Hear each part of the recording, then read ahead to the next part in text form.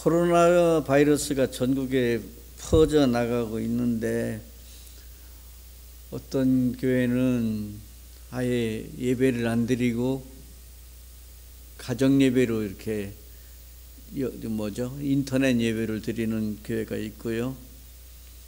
어떤 교회는 미리 방역을 해가지고 성도들이 와서 예배 드릴 때 미리 안심하고 예배 드릴 수 있게 하는 교회들이 생겼더라고요. 근데 모두가 저부터도 이 마스크 쓰고 다니고 있습니다만은 모두가 감염으로 죽음에 이를까봐 두려워하고 있지 않는가. 그런 속에서 그 감염이 걸린 사람들을 찾아가면서 치료해주는 의료진이 있지 않습니까? 죽음을 두려워하지 않고 가는 의료인들을 보면서 저는 자신도 걸리면 죽을지도 모르는데 이 의료인들이 찾아가는 걸 보면서 이게 선교의 모습이 아닌가 하는 생각이 들었습니다. 코로나 바이러스가 심하다고 그래서 우리 아이한테 연락 온 걸 들어보니까 치사율은 굉장히 얕은데 확산이 너무 퍼지기 때문에 그게 문제라고 하는데, 한국에 오니까 잘못은 곧 죽을 것 같은 분위기들이더라고요. 근데 제가 살고 있는 탄자니아에서 가장 많이 죽어나가는 병이 있다면 그 말라리아가 있습니다. 말라리아 1년에 전 세계적으로 죽어나가는 사람이, 감염되는 사람이 2억 1,900만이에요. 1년에 2017년 통계에 의하면 2억 1,900만인데 그 중에 죽는 사람이 43만 5천 명이에요. 근데 그거에 대해서는 별로 겁을 안 내. 탄자니아가 전체적으로 말라리아 걸린 치사율의 5%라고 하는데, 그렇다고 한다면 약 20만이 1년에 죽습니다. 근데 선교사는 그곳에 가야 되는데 겁이 나면 갈 수 있겠어요? 못 가겠어요? 하나님이 보내심을 받았을 때 그게 두렵지 않아 사역할 수 있는 겁니다. 오늘 저는 기독교 선교의 첫 큰 걸음을 안디옥 교회가 어떻게 걸었고, 어떻게 선교사를, 어떤 사람을 파송했고, 그 다음에 바나와 바울은 어떻게 선교 전략을 세워서 나갔는가를 오늘 살펴보려고 그럽니다. 선교라고 하면 단순히 기독교란 종교를 전파하러 가는 것이 아닙니다. 마치 의료진들이 바이러스는 이런 것이기 때문에 위험합니다를 가르쳐 주는 게 아니고 죽음의 질병에서 건져내기 위해 가는 것처럼 죽음에 이르는 병에 걸려있는 열방을 향해서 예수 그리스도의 보혈의 피로 사함을 받고 하나님의 자녀가 되고 하나님의 백성이 되고 하나님의 축복의 통로가 되게 하는 것이 선교라, 저렇게 말할 수 있을 겁니다. 그렇기 때문에 어떤 사람을 선교사로 보내야 되겠는가? 오늘 본문에 보면 사도행전 13장 4절에 보면 두 사람, 곧 바나바와 바울이 성령의 보내심을 받아 안디옥 교회의 파송을 받아 실루기아에 내려가서 거기서 배 타고 구브로에 가서 교회 역사상, 기독교 역사상 최초의 세계 선교 사역이 시작됐다고 말하고 있습니다. 어떤 사람을 보내야 되느냐? 교회에서 인정받은 사람을 보내야 됩니다. 제가 맨 처음에 선교사를 파송받을 때 파송했던 교회에서 떠나기 직전에 제가 했던 말이 있습니다. 여러분들 앞으로는 여러분의 자녀를 선교사로 키워서 보내십시오. 저와 같이 딴 데서 다 자란 사람을 불러가지고 후원해서 보내지 마시고 여러분의 자녀를 훈련시켜서 보내십시오. 그리고 그 사람이 이 사람이 정말 하나님의 사람이라고 인정받는 그 사람을 보내셔야 됩니다. 여기 안디옥 교회는 금식하며 기도할 때 성령의 말씀에 따라서 교회가 인정받는 바나바와 사울을 세워서 안수하여 파송을 보냅니다. 여기 성경에는 그렇게 구체적인 말이 없는데 분명한 것은 안디옥 교회가 기도하면서 금식하면서 보냈거든요.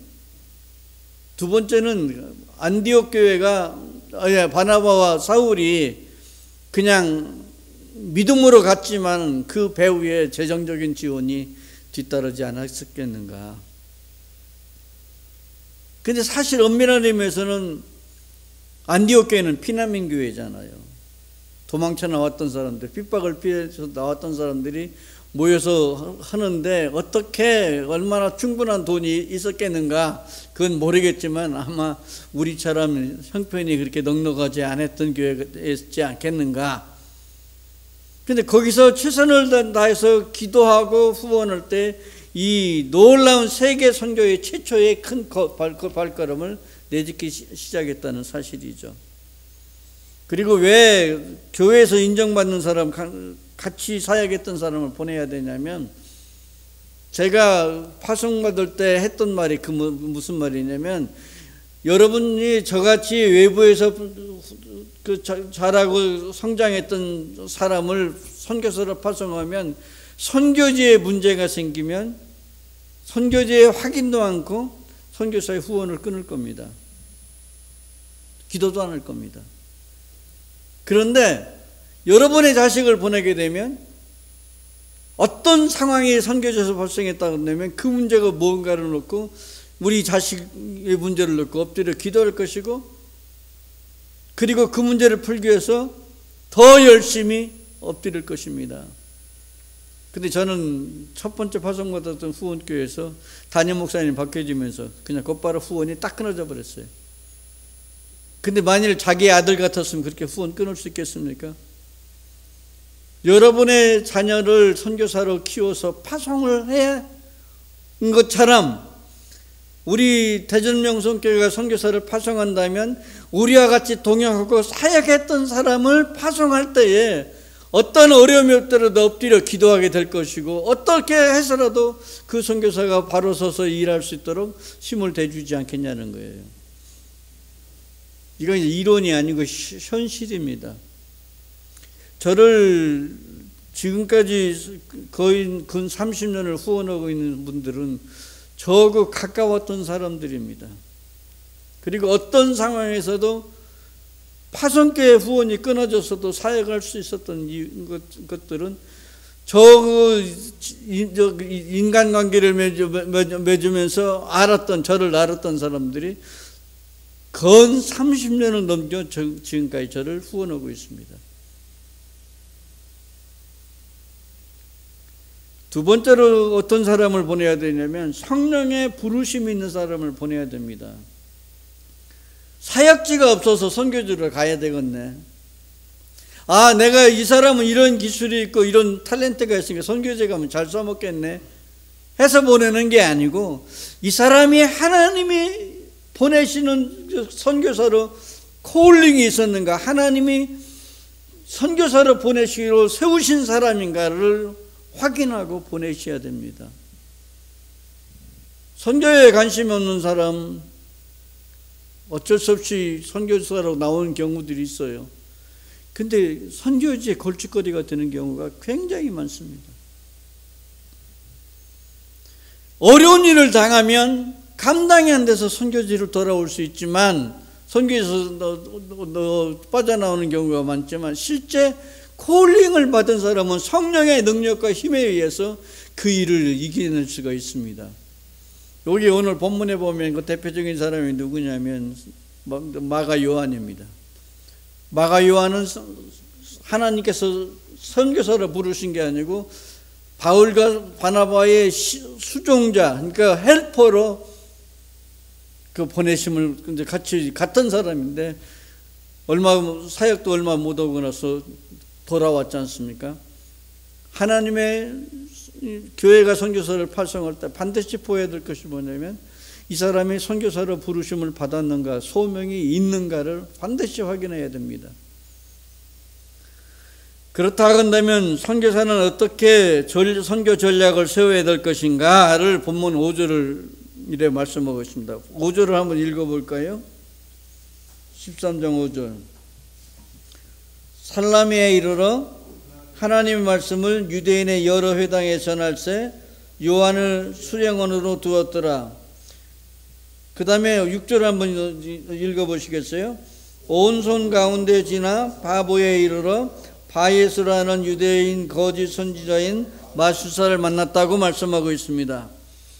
많은 사람들이 선교하면 오지에 가서 막 현지인처럼 막 살아가는 것이 진짜 선교인 것처럼 말하고 생각하기 쉽지만 사도 바울과 바나바가 갔던 데는 살람이라는 도시에 있습니다. 무역 주요, 무역 강국, 거점 도시, 중요한 큰 도시를 찾아가서 그 다음에 누구를 만났냐면 유대인들이 세운 회당들을 찾아가면서 예수가 누구이고 예수가 구세주인 복음을 증거하기 시작합니다. 이게 놀랍게도 한국교회도 똑같은 일이 벌어졌어요. 일정 때 일본 사람의 핍박을 받아가지고 도망쳐 피난 갔던 사람들, 흩어졌던 우리 조선족을 있는 곳마다 한국 사람들이, 조선 사람들이 교회를 세웠습니다. 그리고 지금도 그 이후로 우리 한국 사람들은 어떤 나라, 무슨 어느 곳이든지 심지어는 중동 땅에서도 한국 사람이 있는 곳에는 교회를 세웠습니다. 그리고 그 교회가 거점이 돼가지고 선교사를 활동하게 하고 선교사역을 극대화시켰습니다. 지금 인도에서 큰 대학을 하고 중고등학교 대학을 하고 있는 정인준 목사님이라는 분이 계셨어요. 영국에서 훈련을 받고 있는데 리비아에 있던 대우 건설 사람들이 찾아와 가지고 목사님, 선교사님, 그분은 원래 나이지리아인가를 가려고 했던 분이었는데 찾아와서 하는 말이 우리 리비아에 말씀이 필요합니다. 첫째는 한국 사람들이 필요하고 그 다음에 인도 사람을 비롯한 제3국에서 온 노무자들이 굉장히 많은데 그들에게 복음이 전파되어야 되겠습니다. 와달라고 몇 사람한테 붙어있는데 그 중에 한 분 정인준 목사님이 그 말을 듣고 자기 방향을 틀어가지고 리비아에 가서 사역하기 시작합니다. 그리고 아들 영웅이와 그 두 아들이 있는데 그 두 아들을 데리고 다니면서 찬양을 부르고 예배 인도하고 그 다음에 몰래 전도지를 가져가서 전도지 뿌리기 시작했습니다. 결국은 추방을 당했지만 그 당할 때 자기가 키웠던 제자들이 있던 인도에 가서 큰 사역을 지금까지 벌이고 있습니다. 선교의 거점 역할을 했어요. 이란에 있는 이란이 그 호메니가 들어서면서 기독교를 말살 정책을 펼 때도 지금도 계속 선교사가 일할 수 있는 근거가 된 것이 이란 국제교회입니다. 한국 사람이 모이는 것은 한인 예배를 드리는 곳마다 선교의 전초기지가 됐어요. 저희를 돕고 있는 그 카타르 한인교회 역시도 정식 예배당이라고는 못하지만 한국 사람이 예배드리는 걸 카타르 무슬림 정권이 그냥 묵인하고 있고 거기서 수많은 선교사들을 지금도 후원하고 있고 저희 대학도 거기서 후원을 받고 있습니다. 이 놀라운 축복들을 이 바나바와 바울은 그 자기의 고향인 구브로에 가서 이 유대인 회당을 찾아가면서 복음을 증거하면서 축복의 통로, 이 선교 거점 사역지를 만들고 있었다는 걸 볼 수 있습니다. 두 번째 또 하나 봐야 될 게 뭐냐면, 서민들에게 복음을 증거해야 되는 거 맞습니다. 동시에 선교지에서 중요한 사람을 복음을 증거했을 때 그 사람이 얼마나 큰 영향력을 행사할 수 하느냐는 말로 표현할 수가 없습니다. 여기 살라미에서 유대인들에게 복음을 증거했던 이 바나바와 사울이 지금 어디 갑니까? 바보라고 하는 구브로의 수도를 찾아가는데 누구를 만나냐면 총독 서기오 바울을 만나가지고 복음을 증거하기 시작합니다. 아멘. 저희가 솔직히 말하면 선교를 할 때 우물 하나 조그마한 거 돈 100만 원이 없어서 우물을 팔 수가 없었어요. 그런 사람이 어떻게 대학을 세울 수 있겠습니까? 우리의 능력으로는 감당할 수 없는 일들인데 하나님이 탄자니아 국회의원이자 탄자니아 경제기획원 차관했던 분을 만나면서 길이 열리기 시작했습니다. 그분을 포함해 그분을 중심으로 해서 전직 장관들, 그 다음에 교수, 이런 사람들이 그 탄자니아 종합대학 그 추진위원이 되면서 이 대학이 태어나게 된 것입니다. 이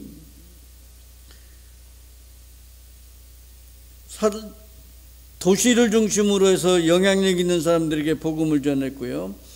또 하나는 그 바나바와 사울이 대적자의 문제를 어떻게 풀어갔는가를 여기서 또 볼 수 있습니다. 8절 이하에 보면 총독이었던 서기오 바울은 지혜로와 바나바와 사울을 불러 하나님 말씀을 듣고자 했다고 말하고 있습니다.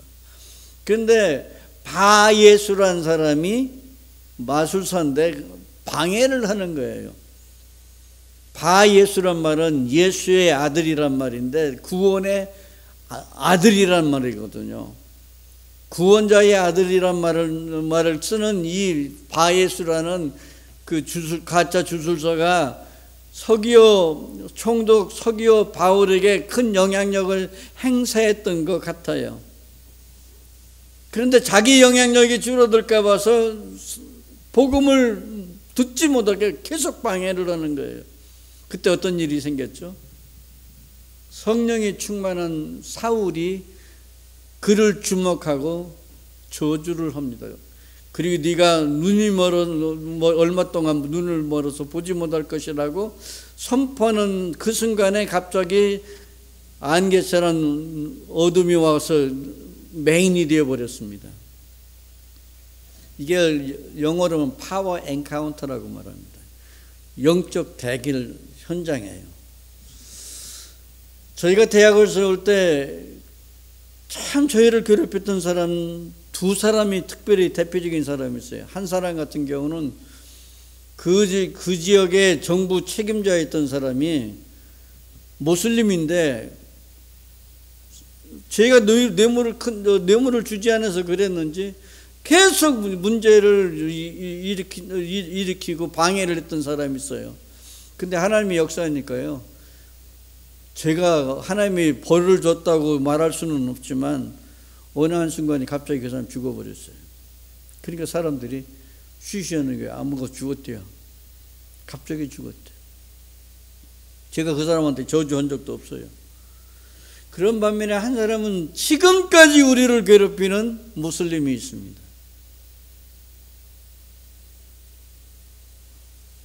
거짓말로 선동해가지고 이진선 목사가 땅을 속여서 팔아먹었고 또 땅을 속여가지고 자기들 땅을 돈도 안 주고 뺏어갔다고 소송을 3년을 3건을 소송 걸리는 그 배경에 있던 친구인데 우리 말하면 각종 방송국 신문사를 찾아다니면서 저희를 고소고발하고 심지어 정부에 고소고발했어요.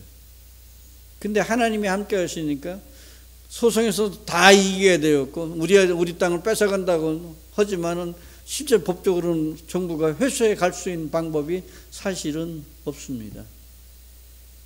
근데 하나님이 그 친구에게는 벌을 주셔서 그랬는지는 알 수 없지만 여러 여자를 만나고 만나는 여자마다 다 도망쳐버리고 자식을 지금도 하나도 낳지 못하고 있어요. 그런 반면에 귀가 열린 지도자들이 있어요. 이슬람 교도인데도 불구하고 하나님의 비전을 듣고서 우리가 가지고 있는 우리에게 주신 하나님의 비전을 얘기할 때 감동이 와가지고 대학을 설립할 때 앞장섰던 모슬림들도 있습니다. 그 중에 대표적인 사람이 그 지역 구의원이었던 분인데 이분 같은 경우는 굉장히 강한 모슬림 사람이었는데 저희 비전을 들어놓고 마을에 있는 모슬림들을 설득해 가지고 대학 부지를 확보할 수 있도록 도와줬어요. 성령이 충만하면 비전을 얘기할 때 그냥 구체적인 얘기를 가슴속에 있는 얘기를 말을 해도 사람들이 그 말을 듣고 감동을 받는 거예요. 그리고 나중에는 저희가 새마을 운동할 때 99%의 모슬림 마을에서 새마을을 하면서 목사가 새마을 운동을 할 때 그분이 앞장서 가지고 모슬림들을 설득하면서 그가 새마을 지도자가 되었어요.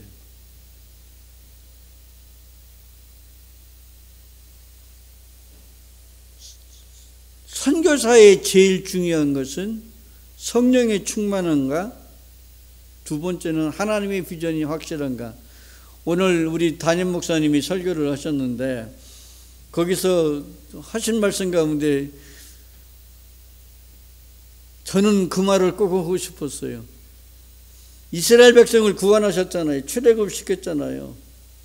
망할 것 같은 환경이잖아요. 근데 하나님의 이스라엘 백성을 건져내신 이유 중에 축복의 열방을 구원하는 축복의 통로, 축복의 민족이 되라고 좀 건져내셨잖아요. 그러면 죽을 것 같은데 하나님이 우리가 그들이 죽어버리면 하나님의 계획이 무산되는 거잖아요. 하나님이 택해가지고 열방을 모든 민족을 구원할 민족, 축복의 통로로 복의 민족으로 삼으신 그분이 이 환경 속에서 우리를 어떻게 쓰실 것인가. 모세는 기대했기 때문에 기도할 수가 있었고 이스라엘 민족은 현실 때문에 그걸 믿어지지 않았기 때문에 원망과 불평을 했던 거예요. 우리에게 그런 믿음과 확신이 있느냐는 거예요.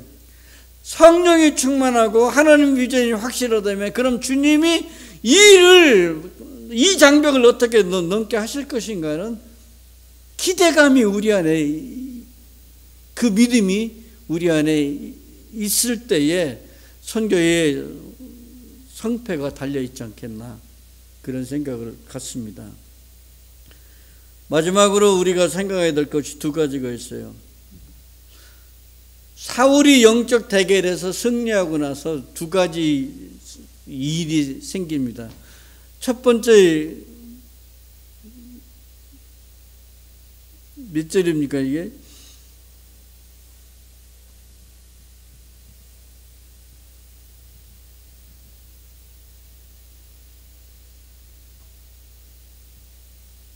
구절 이하에 보면요, 바울이라고는 사울이 성령이 충만해 그를 주목하고 말했잖아요. 이때부터 사울의 이름이 바울이라고 쓰기 시작합니다.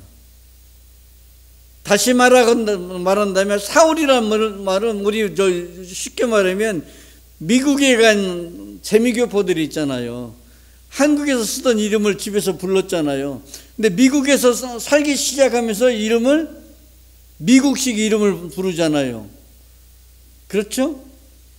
예를 들어서 이진사 보면 탄자니아에서 쓸 때는 조슈아 리라고 부르거든요. 이진섭이라고 말하면 탄자니아에서는 저를 몰라요.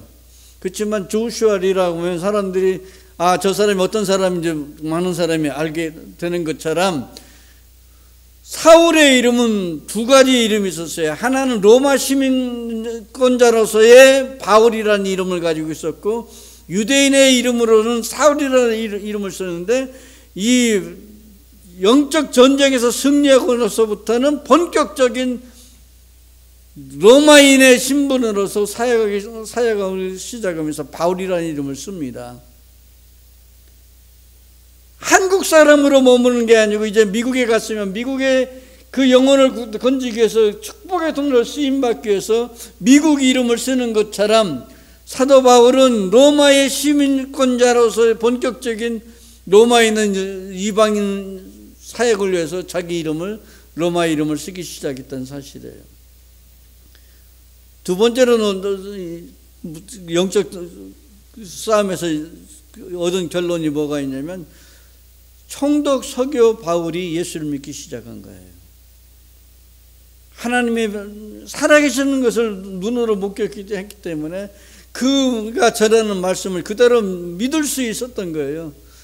저희가 선교를 할 때 저희가 아무리 말을 잘한다해도 영어가 현찮지, 현지 말을 아무리 잘한다 해도 우리가 한국말처럼 쓸 수 있는 게 아니잖아요.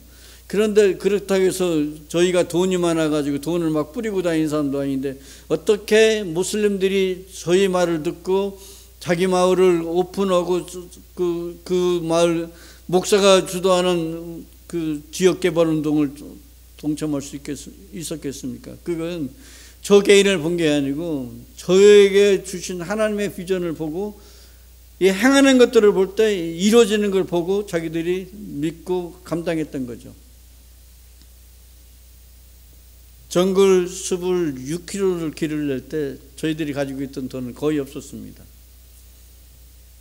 근데 그 모슬림 마을에서 당신들이 제일 필요한 게 무엇입니까 했더니 길을 내는 거예요. 두 마을의 길을 사이에 길을 뚫으면 한 50km의 길이 단축되기 때문에 그 길을 좀 뚫어야 되겠다는 거예요. 정글 숲이기 때문에 거기 밤에는 오토바이를 타고 갈 수가 없다는 게 무서워서. 근데 길을 낼 수 있는 방법이 없잖아요. 근데 길을 내자고 그랬어요. 당신들이 땅을 내놓으면 내가 불도저를 동원하겠습니다. 그랬더니 그분들이 설득을 당했어요. 그리고서 자기들 보고 길을 정하라고 하고 길을 어디로 뚫을 거 얘기해라. 근데 놀랍게도요, 그 정글에 불도저가 지나가면서 밀어버리니까 이런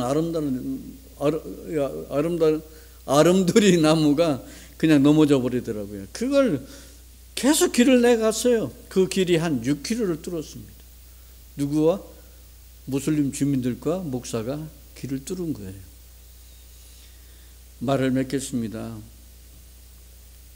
영적인 거부, 선교의 거부를 듣는 것은 우리의 생각대로 되는 것이 아니고요, 하나님이 부른 사람을 통해서 교회가 파송할 때 그런 역사가 일어납니다.